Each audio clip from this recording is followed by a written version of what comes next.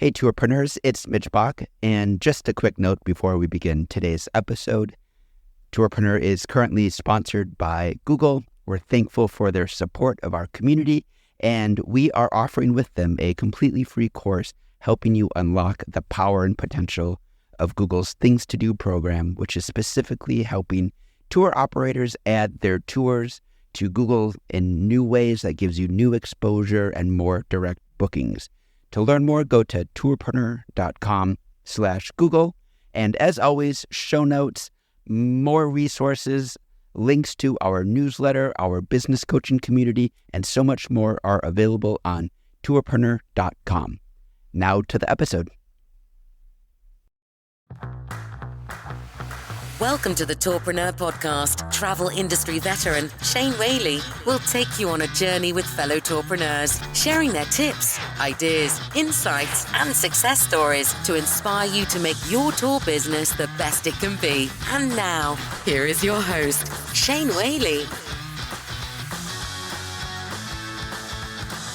Hello and welcome to Tourpreneur episode 171. This is the podcast where we flatten the learning curve for activity and tour operators around the world. Today, I think it's a tourpreneur first. We are chatting with a tourpreneur who has over 3 decades, 30 years experience running her tour business. Today, we dig into the story of Lauren Hefferon and her business, Ciclismo Classico. They were one of the very first bicycle tour companies specializing in tours in Italy. They specialize in Italy and offer tours all over Europe. Their tours are highly cultural and educational, and they look amazing. I highly recommend you go check out her website at ciclismoclassico.com. Show notes at tourpreneur.com/171 for all the links to her business. So we go on a journey. We find out how she got started, how she developed the business. And Lauren shares a lot in this episode, a lot of advice for us all, but particularly honing in on her 3 major nuggets of wisdom that she wants to share with every tour operator around the world. As I say, show notes at tourpreneur.com/171. And if you enjoyed today's episode, please recommend it to a friend or a peer. Make sure you're subscribed so you make sure you get all episodes of Tourpreneur. Welcome to Tourpreneur episode 171. Lauren Hefferon of Ciclismo Classico. How are you? I'm doing great. How are you? I'm really excited. I have to say, it is very rare that I think you're the first person on, we had over 200 interviews on the show, and you're the first person that has 3 decades of experience as a tourpreneur. So we're in for a real treat today.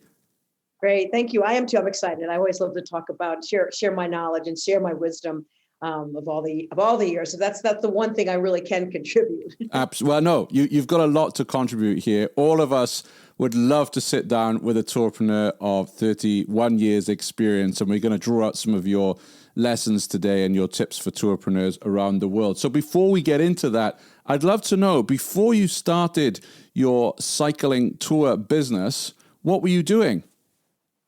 Well, I started pretty young. So I was kind of a typical, travel, like college student. After college, started roaming the world a little bit. But honestly, when I was a very young person, I think when I started cycling in my teens, I did kind of have a little discovery that no matter what I did, I would do something with bicycling. So bicycling, as I like to say, has always been the hub of my purpose. I wasn't quite sure at the time, but then as I started doing things, I was teaching outdoor education classes and traveling a lot by myself by bicycle. And then I did have kind of land a bike tour job. I was asked to design a bicycle tour for teenagers from Rome to London. I was already in Italy at the time, and a company that I worked for previously, a children's camp, asked me to design this bicycle tour from Rome to London. And so I did, and my co-guide and I led a bicycle trip for 16-year-olds for like 8 weeks. And so I survived that 2 summers in a row. And I really did. I just started loving to design itineraries. So it's always, I have a creative background. So, and I like creating things. And it was a great way for me to combine this love of the outdoors with creativity. And so it really wasn't a morphing of a lot of things that I like to do. So I'm curious because if my math is right, so that would have been what, late 80s? Well, I went to school, this was 1989. I graduated from college in 1983. And I'd say from 1983 on, well, actually in college, I was actually a bicycle tour instructor Yeah. at Cornell Outdoor Education. So I really started thinking outdoor education.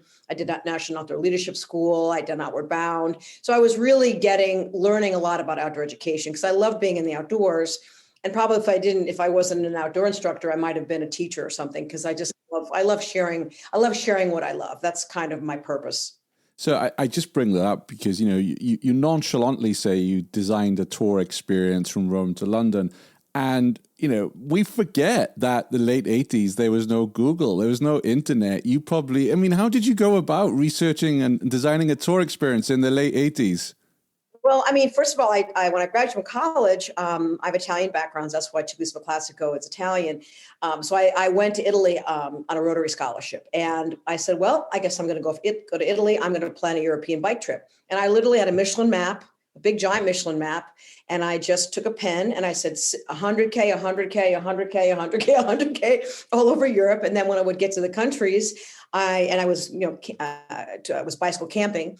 I had a detailed map because in Europe they have such wonderful detailed maps. So then when I would get to a region, I pull out the regional map and go, okay, sit in my little tent and highlight my route, and off I went. And yeah, that's the way it went. No cell phones, nothing. I called home whenever I could find a phone and enough change. And I guess I feel blessed because blessed in kind of the technology that has come to this business is great, but I really do love to remember that things could be done, in essence, the way that they used to be done. You know what I mean? So yeah, I worked mostly from tour, maps. I was of the map generation, like paper map generation. So only in the past couple of years have I used Ride with GPS and electronic mapping. But it's great. It's all great. But yeah, it was I think anybody that kind of operated a while ago, our resilience probably is even better because we did do things in a very hard way in the early days, and so I guess now doing some of those things, in a similar way is not that difficult. But yeah, it's. You have everything in your hand with your smartphone, whereas when we were younger, I remember Saturday mornings in very cold libraries with very ancient reference books trying to research something, right. And now it's all on your phone. But so it's interesting to me that you had these 2 summers with the teenagers, Rome to London, almost like your baptism of fire. That's like your Beatles in Hamburg moment where they would play 10-hour shifts for God knows how long to hone their craft.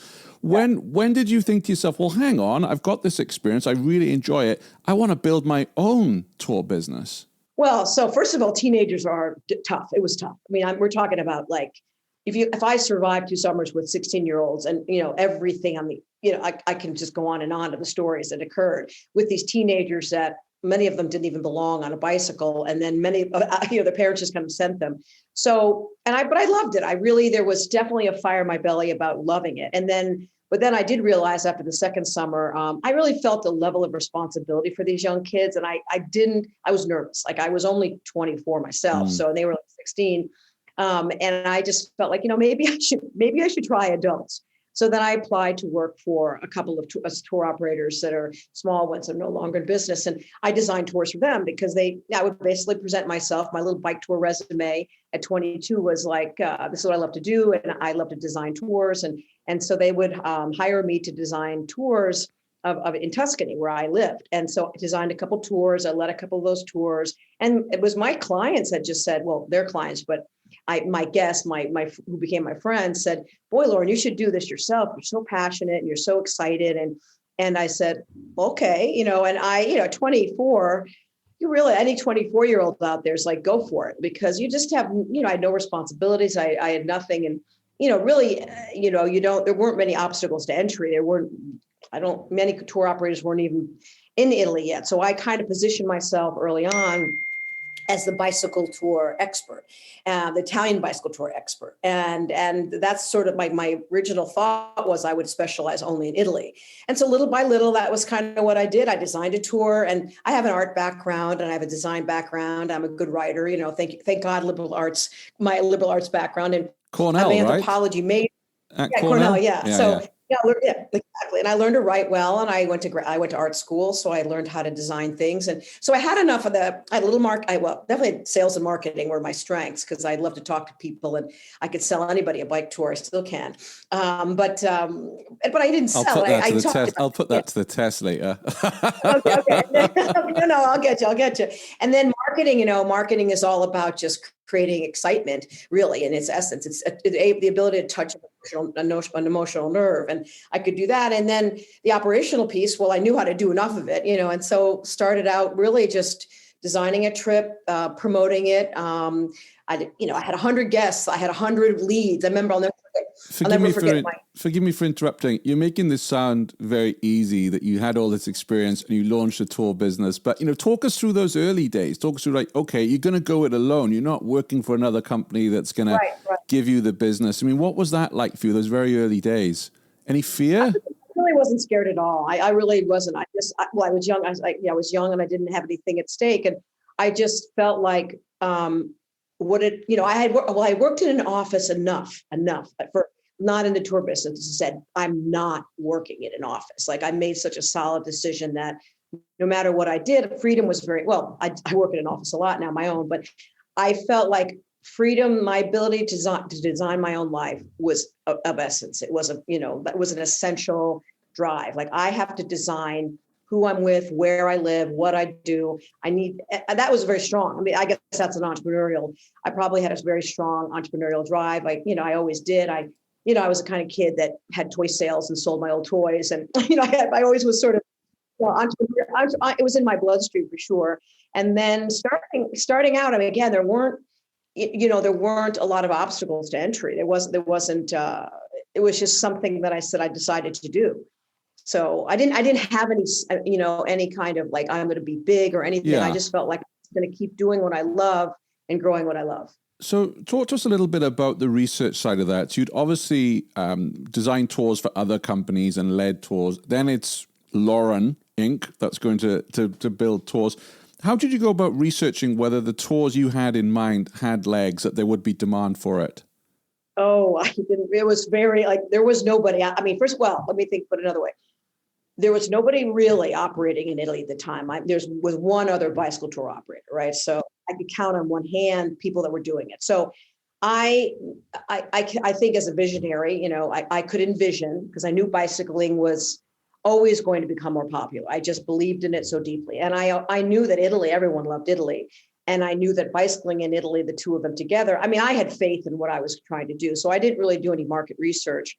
There was no market research to be done. I mean, I literally said, okay, I'll try. And I had 2 tours to Tuscany my first year. So I didn't do anything enormous. I had literally 2 tours, and Why did you choose Tuscany as the first destination? I lived in Florence. So I went over to Florence as a Rotary scholar, and I studied in Florence. So I joined an Italian cycling club, and I was riding all over the place. So I I went from, an American to an Italian in like instantly. I have Italian background. So I was, my parents sold their house and they figured she's never coming home again, because I was so into Italy. I loved it. I spoke Italian.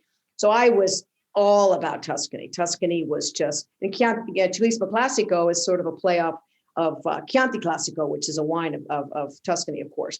So Tuscany was where my soul was and is and always will be, in terms of cycling and kind of this combination of passions and landscape.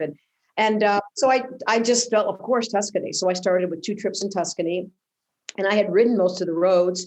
And I just developed the tours based on my own experience. And I wrote the itineraries. I illustrated the very first brochures, and I had 100 leads. I mean, I'll never forget. I had my little tiny office in Somerville, Massachusetts. It had everything, all my photographs of Italy everywhere. And I literally had 100 leads on a big giant piece of paper. That was my database. And I would literally call their phone numbers. And where'd you get those leads from? So I put an ad early on. I had someone heard of me because I put an ad in Bicycling Magazine. That's back in the old days. That's how we all advertise our bike tours. We put an ad in Bicycling Magazine, and I think I was the only, maybe there was two other operators that had tours in Europe at the time. I got a call from a guy one day from a California bicyclist, and he had a big tabloid, and he said, well, if you give me a free trip to Tuscany next year, me and my girlfriend, I'll give you a full page ad in California Bicyclist. So I said, okay, so I said, sounds great. And he was going to write an article. And so it was like my first entree into kind of PR. I had a really nice article and all these leads. So I mean, like I said, I literally had 100 leads on a piece of paper, and I probably had an 80% turnover of all those leads because I was calling people and doing things the old fashioned way, which was calling them and talking to them and they all became my friends. And so my style was always very personal and very interpersonal. So it's interesting to me that you talk about having that personal touch, because one of the things you have on your website, we're jumping 30 years ahead now, but one of the things you have on your website when you go on it, it's a beautiful website, you have a chat bot. It says, greetings, I'm your expert bicycle travel consultant. How may I help you today? How has that been working for you? So, 30 years later, you had the leads, you'd quote them manually. Now you've got this chat bot on your website. How successful has that been for you? Well, I'm on the chat usually. I'm often the one because I still love, that's the dilemma has been, I still love to talk to people on the phone. I mean, if I had my choice of what to do, I would, which I still do. Yesterday I was on the phone with a guy that wants to design his 60 days in Italy, his 60th birthday with 60 of his friends. And, I could drop everything to talk to that guy. And I did. I just stopped everything. My work. I literally, it's like, is it a kinship happens? He loves Italy. And I think I do. That's what I still prefer to do. I like to talk to people. I love to be a tour guide. So that's not hard for me. So I man the chat line. But it's there's a lot of people kicking tires out there too. So I guess back in the old days, like people would call, and since I was more or less the only game in town, there were other companies out there. But it was easy. I was getting a lot of traction because it was very easy to understand that what I could. Talking about tire kickers, then, like, how do you have any like clues or any tips? Like, is there any kind of things that they say that you go, yeah, this person's a time waster, or is it just your gut instinct now? If I could get somebody on the phone, if I can talk to them or get into any kind of email exchange, I do think qualifying people nowadays is tough, because it's a whole different ball game. Yeah. In the old days, again, the phone would ring, you pick it up, and my voice, I would pick up the phone literally.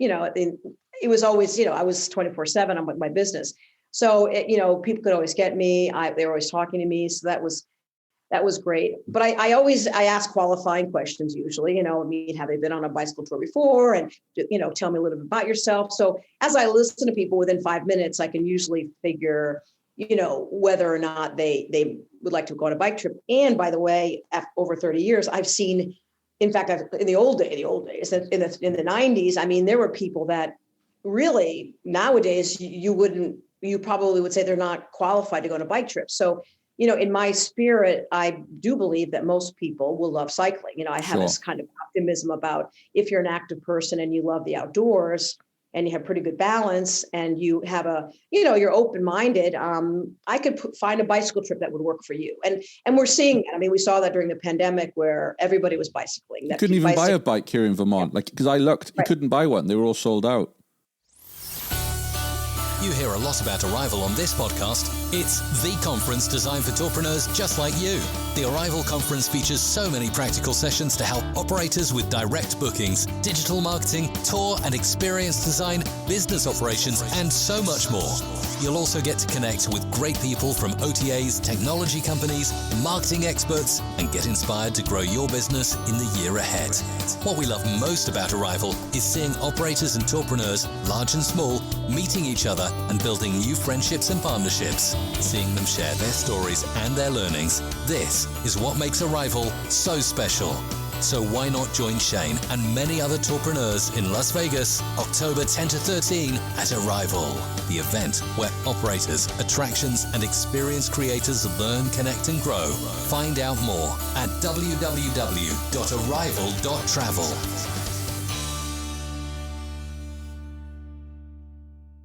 Yeah, and I like on your website how, if I look at Amalfi here, for instance, you go Amalfi Coast Stroll, and you have underneath Athletic Beginner, then you have the Southern Amalfi Intermediate. So you're giving me some kind of, if I, was just like, I want to go on a cycling trip, I'm not that fit, or, we always think we're not that fit, right? And then we look at it, and then I had that experience on a cruise I went on a couple of years ago where, I was like, okay, are these experiences going to be too challenging? And they weren't. So I like that you have this guidance, and it was the same thing. We had the SOE experiences people on. They do kind of military style training in Crete and Norway as experiences and adventure. And I was like, okay, well, how do you ascertain if someone's got the right fitness level? Because the last thing you want is someone moaning on your experience because they're not fit enough. So I love that you have that classification on your site. The other thing I'm curious about, so you mentioned you like to talk to people on the phone. I'm exactly the same, by the way.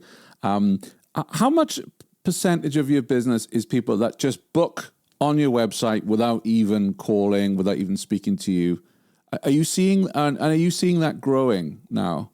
Well, what we do is we have a book now on but we actually don't. You can't put your credit card in. We really want to talk to people. We want to talk to them on the phone, so we'll pick up the phone and talk to them because I just feel like it's very important to just hear the person's voice and understand what they're up to. And so, yeah, we're seeing an increase of it, but my preference would always be, let's give me a call, let's talk about it. Cause I really want to make sure that the person I call it matchmaking. I call it bike tour matchmaking. Like I want to make sure that whatever, like, let me listen to what your ability is. I'll say, do you love being near the water? Do you like being in the woods? Do you like seeing little towns? I mean, what do you like to do? And we have another byline we have is pedal your passion. And the reason I say that is because what is your passion? Is your passion to be with your family? Okay, let's talk about a family bike trip. Is your passion to be, they love islands. Well, we have an island trip for you. So I like bicycling allows people to do what they like to do on a bicycle. They like to. I think that's smart because, as you say, you can ascertain that person's fitness and their desire and making sure that having that personal touch. I'm just curious because, your tours are big ticket items, good 4 figures. And there's a lot of trust involved when you put, you press book. And I have actually, a couple of years ago, booked a multi-day tour. It wasn't cycling. It was a multi-day tour in Scotland. It was very, very expensive. And I had enough trust in that website to put my credit card in.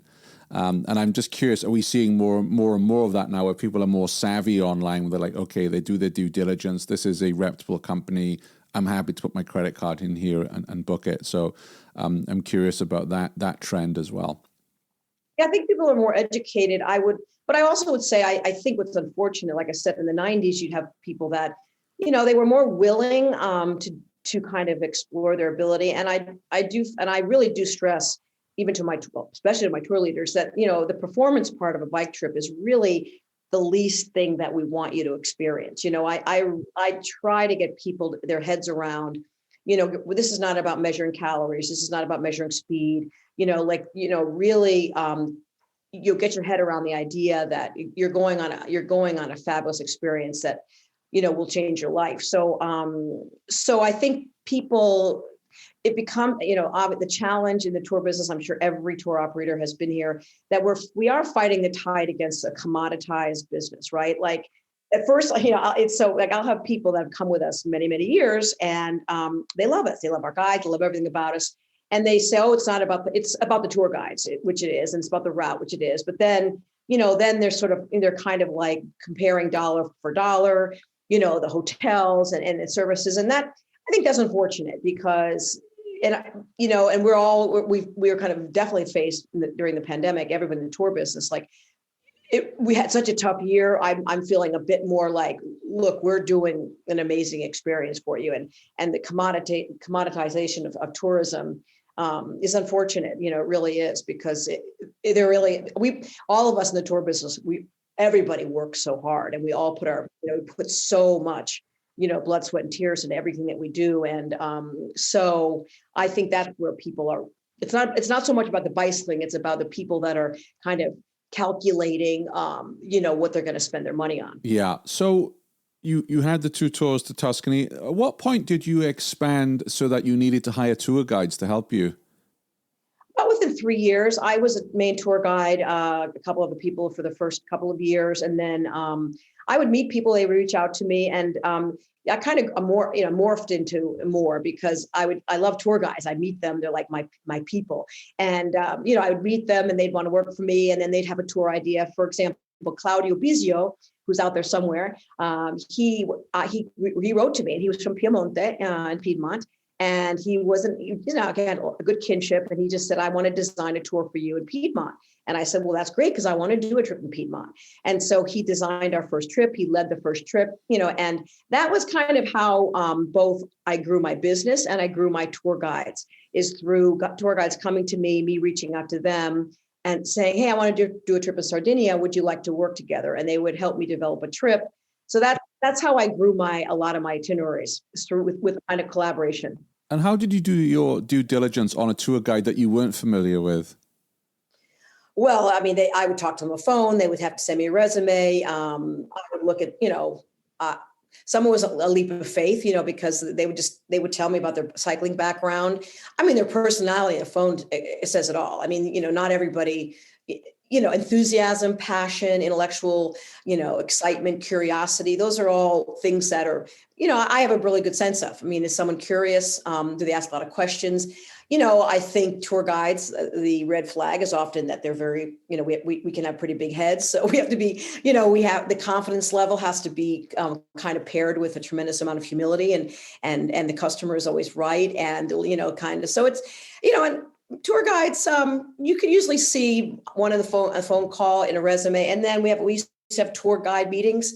And, our first, well, we still have them, but we would have training and hiring meetings, and you could see pretty much, okay, that person we might want to take another look at. So for our listeners that may be struggling with the hiring process, particularly with interviewing, what tips would you share? What's your top tip for a fellow tour operator who's hiring tour guides?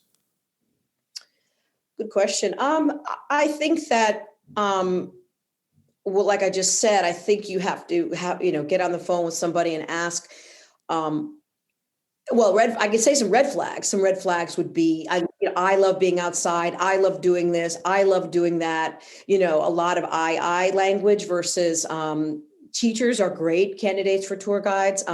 Anybody that's been in the service business. I mean, I waited for years, so I knew, waitressing. I tell my kids the same thing. It's like, there's nothing that beats, waitressing, day in and day out. Like someone that's just used to serving people and asking people, what do you like and what do you want?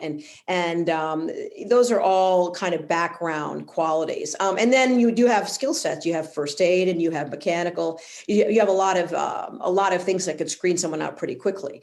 And it's hard work. So, you could, a few things that were red flags for me were, at a guide meeting, the guy that would jump in and help people, the guy that would jump and kind of be the first person to, okay, there you go. I mean, right away, like you want to look for people that are just like see how their energy level is, like on the phone. I mean, a tour guide, every single tour guide that has been exceptional on our team has been someone who you meet them and their energy is just high. It's a job that requires tremendous amount of just productivity, energy, and enthusiasm.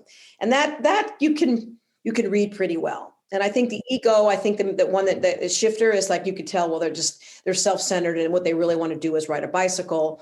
And then, and so those are the things that you can kind of go from energetic, humble to maybe this person the client it's going to rub the wrong way for the client.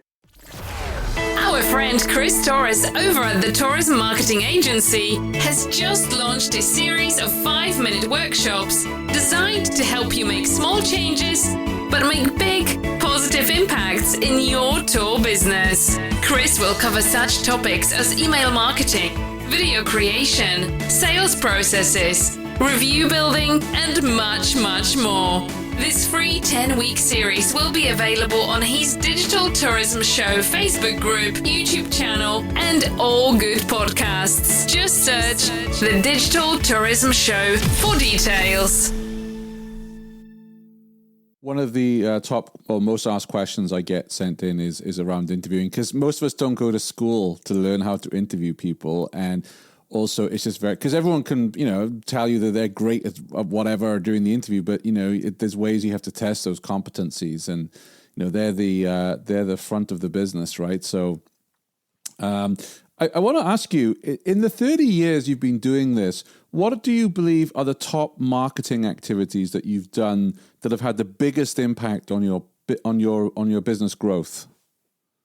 Well, certainly running a good tour. There's nothing like someone who's had an exceptional experience who goes home and tells all their friends. I mean, we know we're a referral business, we're a repeat business, and so, what I like about running a good tour is that it's the right thing to do. So it's you should be running a great tour, and when you run a great tour, you've made your guest happy, and you've done the right thing. So I love that kind of marketing because it's has integrity. It's because you do what you do it well. And then for me personally, I mean, I can tell you what I've had frustrations with is the Google AdWords and all the Google ad buys, because I just feel very flat, very one-dimensional kind of marketing. Personally, I like marketing that's multi-dimensional. So we do a lot of events at Ciclismo Classico. We have a jingle ride. We have a film festival. Last year we did we called it the Ciclismo show. We're going to repeat that this year. So, and again, it was more for me to help my guides out. And so they were doing cooking lessons on Friday nights, and we had a wine tasting. Where were you doing those? Virtual. So we kind of out of the Zoom culture, we started these virtual events like a lot of travel businesses did. But for me, it was a win-win-win, because one, we created this nice little virtual event with tour leaders who kind of were sitting at home and like were in the pandemic and couldn't leave their homes.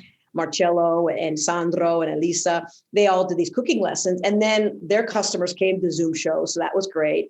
And then new people came and they saw the interaction, and we did something good for everybody. We did a cooking lesson, and we did something that was good. So I prefer marketing I call it a win-win-win. So I think like events as well, like doing events has been very good for us. And when you're putting those events, are you targeting existing customers, or is you going out to, okay. So outside. We target everybody. Like our Ciclismo shows, we send it out via e-blast, via your email. So anyone that's on your list, basically, or are you going out for new customers? Well, we get new leads through, social media, and we were getting the new leads are tough. I mean, nowadays. I'm just curious to get an understanding of how you're doing the marketing. So I get the referral piece, absolutely. Right. I understand the events, and then what else? So you say social media. What are you doing with social media to build up your leads and your inquiries? Well, we're working with a social media marketing company out of London. So we're working with, and that's been great. I think so. Pardon me? Which one? Chris Torres. Oh yeah, he's out of Glasgow. Yeah. Don't say London. Yeah. Don't say London. He's a Scotsman.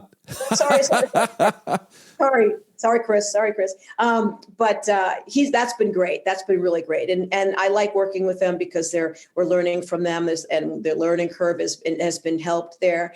And social media is great for me because I'm on social media. So for me, it's a great way. I like something that has an ability to kind of reach out to a larger audience and have come back to us in a personal way, visual. So new leads are tough though, because think about it. As we all know, I mean, once upon a time, you had someone's name and phone number and address, which we always got, and we collected. We could send them a brochure, or we could call them forever, right? But nowadays, which I didn't like about Google, you paid a lot of money for a Google ad, and then if you got there, you paid whatever, $50 for a lead or $100 for a lead. Those people could unsubscribe, quickly so that sort of the frivolity, the kind of the ability for that lead to kind of come and go was disappointing. Whereas like if we do an event and I'm shaking people's hands or saying hello, and they get to know me, they're much more likely to say, I like that company. I like them. Maybe I won't go on a tour now, but I have people in my database. I was just looking yesterday. I'm like, oh my gosh, from 2002, and they're still there, and they're still open. And we got it at a local cycling event or a club event or something like that. So in terms of working with tourism marketing agency with Chris, what social media is most successful for you right now? What channel? Facebook and Instagram for sure. So you're running ads on there? Yes. we're running ads, I'm running a campaign. So we're doing, for example, Find Your Italian Renaissance in 2022. And then in New England, we did a New England campaign because I launched a whole new division in the Northeast, which was a big deal. And that was very successful last year. I mean, we had nice groups and nice tours last year. And that social media was great there too. So we generated leads, which was, it had become so much more expensive in the digital age. It just became ridiculous. And so I sort of stopped that. And PR, I also have to say, there's nothing that beats an article. In our early years, we were advertising a lot in Outside Magazine, as I said, and bicycling. We don't advertise anymore there, but when we would get an article in Outside Magazine, I mean, that would fill 2 or 3 trips in one shot. So I'd say PR is another great, it's great. A question for you, if I may, because, you mentioned at the start that, when you began your business, the chap in California said he'll give you a free ad if you give a free tour. And now in this world where there's influencers everywhere you look, I'm sure you get a ton of these queries now from people like, well, I have, 1 million followers on TikTok. Can I come on one of your tours? What advice do you have for our listeners who may be being approached by influencers or... Because they do take these kind of relationships, take a lot of time to build. And I don't want to waste anybody's time, including my own. I mean, I'll just quickly say, that sounds great, but can you please give me the name of someone else that you've done this for? And I'll just give them a call and see if it made any impact. And that's on every part of my business. It's advertising, it's PR firms, it's digital marketing firms, it's anybody. I just want to say, have you done what you want to do for me before? And have you had success? And that's sort of a classic hiring strategy too. You hire somebody that has done exactly what you want them to do, because for me, I'm famous for hiring people and then teaching them the business, but the learning curve to get them there, and then, them learning everything and then maybe not being there anymore. So I want to know more. Have you done what I want you to do? And then have you done a good job? Because I just don't want, right at this point, I don't want to, I want to be careful. I want to be conservative, because it takes, these relationships take a lot of energy, and they take a lot of, it's an opportunity as well, because an opportunity lost with one is an opportunity lost with a potential one. What tips would you have for listeners who want to, they're launching some tours, they want to get some publicity in the media, not necessarily have the person come on the experience, but get in front of journalists and get some PR? Any advice you could share with us? Yeah, that's a good question. I mean, I was always attending the ATTA conferences, and they would have a journalism day, and that would give me an opportunity to interact with journalists and pitch my story. Yeah, I'm curious, because again, tourpreneurs have a habit, we all do this, of making things sound easy, but for many of our listeners, it's like, talk to a journalist, oh wow, that's a big deal. You've been doing this for many years, but for someone who's never spoken to a journalist before, what advice would you have for that person before they even, approach the journalist? Well, I mean, talking to a journalist is no different than, doing a sale. I mean, you really just bringing enthusiasm to the table. And again, most journalists would just say, wow, you're so excited about things. So I mean, I guess my passion has always been my best, that's my best foot forward. I mean, my enthusiasm, which I don't work at at all. It just happens. So I guess if you don't have that kind of enthusiasm, then hopefully someone else in your organization does, I mean, so, because it is important, because, people want to, there's a lot out there, and then also another thing is, you need to really find the angle that is new. So for example, one tour we do is for the Eroica, which is, the vintage bike ride that takes place in Tuscany. And that is a very, very unique experience. So when I talk about it, I don't just talk about Tuscany, but I'll talk about this, one of a kind event in Tuscany that, that everybody that loves cyclists should participate in. So you're always looking for what's the angle that's going to, what's the wow factor? What's the wow factor of what I do? Because the desired result is the person says, wow, and if they say, wow, it sticks with them.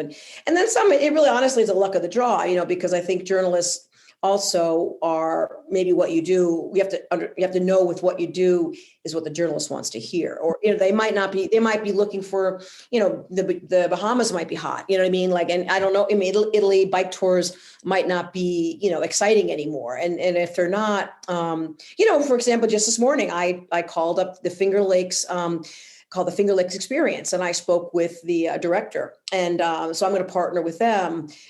So PR isn't always just a magazine. PR could be, I'm going to talk tomorrow to the Chamber of Commerce in Keene, New Hampshire, and ask them if they're going to do any roundabouts about, in Keene, if they're going to talk about anything, can I be a part of it?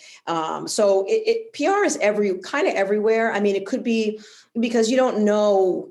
It's about really being a good citizen at some level, because you're really trying to always be an ambassador of what you do. And I'm always having my radar up all the time. And that's probably another skill set I've always had. Well, that person would be great to talk to, but if it's not, I don't lose. I enjoy doing it. So I'm not feeling like it's a waste of time. I love what you said about having your story when you approach a reporter or a journalist. And I think it's something that we might run a future episode on it, about having a concise, compelling story within 30 seconds about your business. Because, journalists are very busy people. You need to say something in that 30 seconds that piques their interest. And I think we'll do some episodes on that. We'll do some work on that. And also remember, like, if I've been talking a long time, 30 years, I've been telling my story. So I know, I talk a lot, and I enjoy so many things, and I can paint a pretty picture. And I have a memory of what people like, what lands on people well, you know what I mean? So it's an experience. I mean, you got to get out there. It's like a stand-up comic, it's like, what jokes work, what works, so you're really trying something, and they go, oh, that sounds fun. I go, okay, that worked, that way put that in my pocket. And so I sort of have this vocabulary of the words that I'm not trying to, I'm just trying to communicate something to somebody. So I'm not pulling the wool over anyone's eyes, but I want them to understand what I'm talking about. And like I said, and it's not just journalists. I mean, people that can be a PR for you. I mean, getting awards is a good form of PR. Getting in a local newspaper is a form of PR.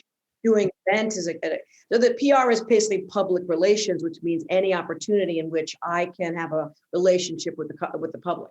Sure. So it's a very much broader than just journalists and editors. If I may, I wanted to change tracks and talk about your website, which I absolutely love. And I'm going to tell you, the number one thing I love about your website is when I go onto the homepage, you've got the headline, "What's your passion?" And you've got some lovely little images there: food and wine, grand journeys, group travel, bestsellers, cultural connoisseurs, active photo tours. I love that you've curated, because you offer, how many tours in total do you offer? Oh boy, we have a lot in our storage bank. I'd say probably 50 different tours. 50. We're not always offering them. Every year we kind of switch it up, but we have a lot available, and we're doing a lot of custom this year. It's crazy. I mean, the custom tours are just crazy. Everyone wants to do custom and private. So, I'm someone who loves coming into the curated list, because as you can tell by my ever expanding waistline, I like food and wine. But I also like culture. I love history. So I love that as I land on your website, I can go here and check out what you've curated. Can you share with us how did you go about building this website? Well, the curation, and it's interesting, the website was a kind of a mirror image of the brochure that we did for many, many years, the printed brochure, because very much in the early years, pull out a catalog from 1995, and it said, "What's your passion?" Because I always, again, I'm an educational person to begin with. So I never thought of just our tours as bicycling tours. In the very early years, in year one, we had cooking lessons. We had Italian lessons. I mean, we were like the first in to kind of say, this is a cultural transformational experience. So right from the beginning, I always, saw our trips as being, culinary, or, if we went to Siena, they became educational. So I always thought of our tours in a thematic way. And then, so it was really my experience in toiling over a brochure every year and writing the copy and, thinking strategically and, wondering how to communicate. So the brochure, I wrote the brochure, I worked with other people to design it, and I have a background in graphics. So the website was really not, thinking it wise was not that hard, because I had a sense of how to make a brochure. So, I just moved from that to then hiring a digital marketing company to how do we translate this into a website. Which one did you use? We work with A29. Yeah. I only ask because tour operators, there's so many agencies out there that I always want to give a shout out to those who are doing good things. So, yeah, and they did a great, I mean, they did. And again, that was an example of, I did talk to people who worked, I did vet them a little bit because I wanted to make sure that this website would have a long shelf life, because I had 3 other experiences in which the coding and everything else about the website was a big problem. So you don't want to make a mistake on a website. A brochure, you could make a little bit of a mistake with a graphic design firm or a designer, but the website, for me, I didn't want to have to rebuild that thing every year. And I wanted it really, built very well. And that was a promise that they made. And that's a promise that has been true to this day. So, but the website is fun. I miss the brochure. We don't do it anymore. We might do it again, but it was a fun project because it was paper, and I love the cover was always a big deal. Like, what's going to be on the cover? And so the art director, I'm kind of an art director. That's another skill set. I direct projects really well creatively. And so this was anything that involves visual imagery and kind of how to express through visual imagery is something I really love to do. But I personally love that you've curated it in that way, that you've not just said, okay, here's the different regions of Italy. You've actually, food and wine and etc. And you've got the creators. I give you a gold star for that. And then you mentioned earlier on that you don't take an online booking. So I guess you're not working with any booking software right now. You get the lead, someone fills in the form and they're interested, then you call them up. So, or am I wrong? Or are you actually using reservation software? Peak 15, which has a reservation component to it. And all of these decisions, honestly, all these digital decisions are, I would say that those have been my least favorite because they're, they feel so different than once upon a time, the way that we do things. But we work with Peak 15, and I know that it has a booking component to it, but we haven't really plugged it in. It's not fully plugged in yet, and we will plug it in. But like I said, we just get a booking form and call the people up. And are you working with, because you're on request, I guess, are you working with any OTAs, any Viators, Get Your Guides, any of those channels? A little bit, but not so successfully. Again, I think it's so flooded. I mean, I think the problem is that I've actually, after the pandemic, I've been really more going back to the way I used to do things, a little bit more phone calls, more emails, because, again, your return on your investment, when you try to throw out a really big, a big blanket, so to speak, it can be expensive, right? Versus, gee, if I really spent going back to that first 100 leads that I ever had in 1989, I worked those leads. I called those people back. I sent them Christmas cards. I sent them paintings. I mean, I was, every single person I spoke to, I became my friend. And I believe that, for me, let's get thousands and thousands of leads, and then let's see which, and spend lots of money. Totally support it. You're getting direct bookings, which is the number one goal of every tourpreneur, is get those direct bookings. I'm curious though, we're seeing more and more OTA spring up now that are aimed at multi-day. So a lot of Viator and Get Your Guide, yes, they do have multi-day, but they're more for kind of city breaks and those big attractions. Are you familiar with Tour Radar? Yes, I am. Are you working with those guys or? We are. And we had, but again, it's a lot of, there's a lot of work involved. I mean, the whole digital part of everything administratively has added on layers of administration, because you have to load up everything. I mean, there's a lot of work. So we'll work with them, but you have to keep updating it. So there's so much there. It's not just a turnkey, you have to support the system, and you have to know the system, and you have to, and then, do you see much business from the likes of Tour Radar?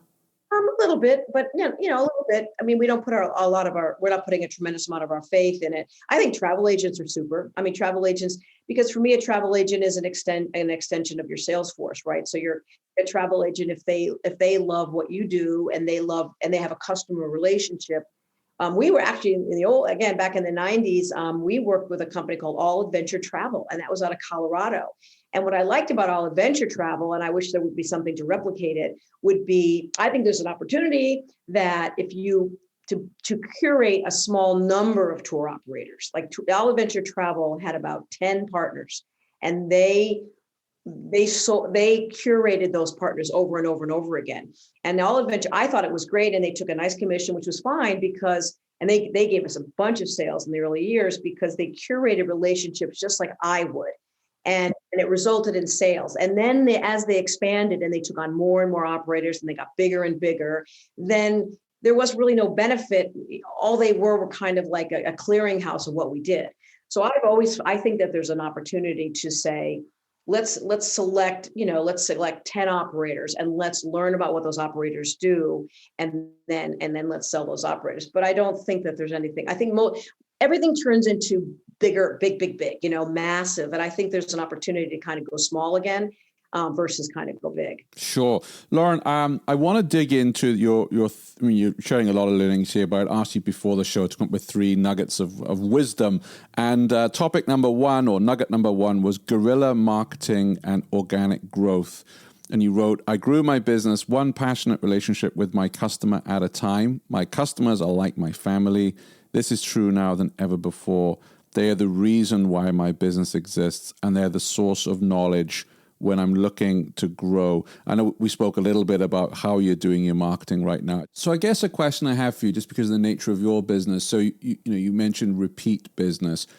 How are you keeping them engaged? Are you sending them a monthly email or a quarterly email, or how are you keeping in contact with them so you're front of mind? We send out a weekly e-blast, and weekly. It's wow. Yeah, weekly. We send it on Sunday mornings. It's good. I mean, there's always those unsubscribes, and I think that's because they don't go to someone's inbox. They go to the sponsor box or something. So, you're always hoping you don't get unsubscribes. I mean, it's not huge, but so we're very careful about not bombarding people with emails, because we're careful about our list. I mean, our list is gold. Yesterday I spent 3 hours just going into our database and just, kind of seeing people I hadn't heard from in a while, and I'll pick up the phone or I'll email them. And one guy, he's a Facebook friend of mine, and I asked him how he was doing, and I just sort of said, look, you've been thinking about traveling. So I will see if I hear from him. Another woman, she was on a trip last year. I reached to her last night, and she had been in a ski accident. So, I mean, I get these interpersonal relations with people, and I mean, I enjoy it. Right. And what do you put into your emails? Because this is key, right? Like, what do you put into your communications? Well, gorgeous photos. I curate every photo. I take a lot of photos. I'm a photographer. That was another little version of my business I came up with a few years ago. But I love good. I think photos are everything. I think that someone's got to be just like wowed by a photograph. I like good copy. So I'm a pretty good copywriter. So but I run it by a couple of people on my team. It depends. I mean, I think people like quick messages, but I think people like a little to dig deeper. So I also write blogs, and I have blog writers, and I like to educate people. So I think I hope that people come away learning something and being inspired. So again, I've been copywriting for 30 plus years. I have to stop you. You make it sound easy, but for most of us, copywriting is a real challenge, and as is creating compelling content. You should really pat yourself on the back here, Lauren, because writing an email where you're not just selling your products, where you're, educating someone or inspiring someone or motivating someone, sharing knowledge, that's much tougher to do, to keep that, like you said, your list is gold. You don't want people to unsubscribe because, here we go, another email from Lauren. She's just going to sell her tours again. But, the way you write it, clearly you're engaging with your audience, and they probably look forward to those emails and enjoy reading them. So that's a skill. That's a real skill. Well, I mean, yesterday I just posted something on Facebook because a colleague of mine passed on that of all the best bread shops in the United States, and New Hampshire, where we have a new tour, Keene, where we have this base of our tour, there was a great bread shop. So, sometimes my communications is not just about promoting a trip, but it's to educate people. Like who knew that, New Hampshire would have one of the greatest bakeries, in the country. And those are things that I feel are valuable. Like you should know this. Like I always think, like, what should people know? Like they should know about the Eroica. And also I think it takes designing a trip in a way that you're proud of. You're not just designing something that's a copycat of anybody else, but you're designing something because the tour that you're creating itself has value. You know what I mean? So if you can we can speak to that, then I would strongly urge our listeners to go sign up to your newsletter and see how a pro does it then and creates engaging content, and book a cycling tour or two while you're at it, right? So well, I think I do a little practice on Facebook, because they're microblogging. I mean, Facebook is microblogging, so I'll write something up, and if people respond to it, or it gives me an idea on how to angle things. So like social media is great to kind of every day kind of tweaking your angle, even with yourself. Like, oh, that's something that's worth talking about. Your second topic, your second nugget of wisdom is around working with tour guides. So you wrote, so most of my tour guides and staff have been with me an average of 10 years. So right now we're in a situation at time of recording where there is the great resignation. It's harder and harder to find tour guides. A lot of people in travel have switched industries. How do you retain talent for an average of 10 years? What's your secret, Lauren? Well, thank you very much. Well, I thank my tour guides are out there. I love you all. So I really do have a kinship with them. I mean, I think that they know how hard I work and how much, and I could cry at any moment now, but I mean, how much I really love what they do. I mean, I know how hard they work. I think they know that I really, truly appreciate how hard it is, and their customer, the ups and downs of customers, I have them myself. So I have a huge empathy around what they do and what they love. And I think we give them enough creative, when a guide's on a tour, they have a lot of freedom, you know what I mean? And if I know that they know what they're doing, and the people I work with in Italy and here are overseeing them and know what they're doing, I think giving them a level of freedom on a trip. They know that on our tours versus, let's say, another tour where they might have tighter rules and tighter regulations and they kind of tighter deliverables. I think that our tour guides know that, they have personalities and they have, each one of them, their personality can explode and expand on one of our trips. And I think that's important because their personalities is part of what makes a tour, so wonderful. So I guess we're giving them a bit of free reign there. And I think that they believe in what we do. I mean, the tour guides that I hire really love that our tours are educational. They really love that we interact with local people. So just to recap then, so they love the work, they love what they're doing. You give them autonomy, free reign on their tours. You say you love them. We pay them well. I mean, I think we pay them above industry standards, and that's important. And I'd love to pay them more. I mean, they're all worth much more than that, but I think we pay them very well. And, we try to keep in communication with them. I mean, you make mistakes. I mean, it's definitely the people part of any business is where all of us probably make the most mistakes because they can be fragile. Relationships can be, fragile. What's your top tip? If there's a new tourpreneur out there right now, they've just started hiring guides. They've never managed people before. What's your number one top tip? Listen for all the right signals, like listen for the person that their passion, like listen carefully. Is this person passionate about themselves, or are they passionate on some level about what they want to share? What they want to share. Does this person strike you as someone that wants to share constantly? I mean, I can, my top tour guides, if you saw them on trips, they are never ending sharing, like they're never ending giving information. So one interview I had with a guy that I hired, it was going to be 30 minutes an interview. And the guy started sharing with me about Wanderer, which is an interesting app that's kind of fueled by Strava that I don't know if you heard of it, but it's a fantastic app. And it tells you all the roads that you do. And this guy, he didn't have anything, it wasn't going to guaranteed to get him hired, but he shared something with me with such enthusiasm, and I said, this guy's great. Like, and so that kind of is sharing. Like I'm listening for like, what are you sharing with me? Like, what are you telling me? Because if you could share something with me, then you're going to have that equal enthusiasm with one of our customers.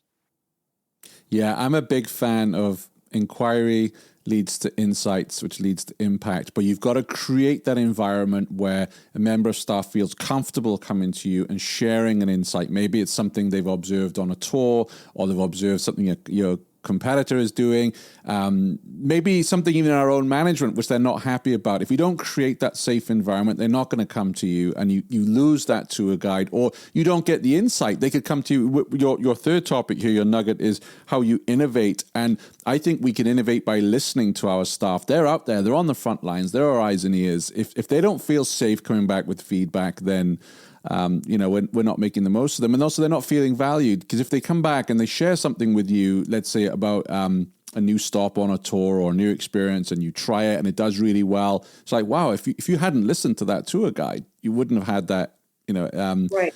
better experience. But also the tour guide is like, wow, I did that, and my boss listened to me, and I did that. And sometimes that's that is a very big part of Tupismo, because like I said, our tour guides will come back and they will give us suggestions, and they will go out and scout the trip. So they really are, we've really molded everything together. It's been a team effort. Like all of our trips have, throughout the years have, a little bit of everybody's stamp on it. And I think, myself, that was when I got into it. I said, I can bring what I love to this other company. I can, one of my first managers said, Lauren, go find some fishermen, because it was kind of a joke, because I was always finding these kind of cool things. He said, Lauren, go, and that was his code word to say, go and explore. And I want to just mention another thing too. I mean, all of us tour guides are kind of kids at heart, like you're really looking for, and our people that come on our tours are often older, and all of them are looking for the fountain of youth. I mean, we're all looking for the fountain of youth, right? And I always say, people that, if you're young at heart, you'll love biking, because cyclists are young at heart, and tour guides are like the epitome of young at heart. So if you meet a tour guide, or for me, I mean, it's a bicycle tour guide, but if they have this sort of like youthful energy, I know that youthful energy is something that our guests just are going to love, and it's going to be an asset to the trip. So your third nugget then was to constantly be innovating. You say innovation is the name of the game in our company. Many companies have copycatted what we've done.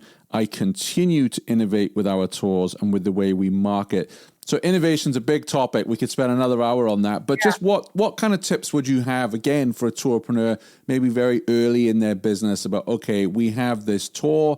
How do you go about innovating? Yeah.